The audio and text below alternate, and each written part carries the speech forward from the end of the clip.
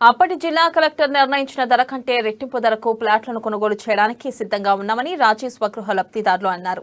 ఆదిలాబాద్ జిల్లా కేంద్రంలోని ఓ private function హాల్లో ప్రత్యేక సమావేశం ఏర్పాటు చేసి భవిష్యత్తు కార్యాచరణ రూపొందించారు. 2007లో వాటా కింద 3,000, 5,000 చొప్పున డీడీలు చెల్లించామన్నారు. అనేక సందర్భాల్లో జిల్లా కలెక్టర్ను కలిసి తమ సమస్యలు విన్నవించామని, ఆ ప్లాట్లను వేలం వేయకుండా తమకే కేటాయించాలని విన్నవించడం జరిగిందన్నారు.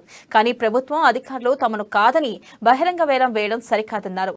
ఇదే విషయమే కోర్టును సైతం ఆశ్రయించామన్నారు. తమకు న్యాయం జరిగే వరకు పోరాటం చేస్తామని చెప్పారు. మా యొక్క సమస్యను విన్నవించడం జరిగింది.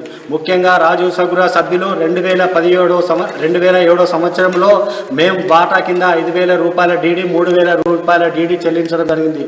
ఇట్టి జిల్లా కలెక్టర్కు మేము విన్నవించినది ఏమగా, మేము గత సంవత్సరంలో మా సోదరులకు 200 మంది సోదరులకు ప్లాట్లు ఇచ్చారు. అదేవిధంగా మిగతా 200 మేము నీళ్లు ఉన్నాం.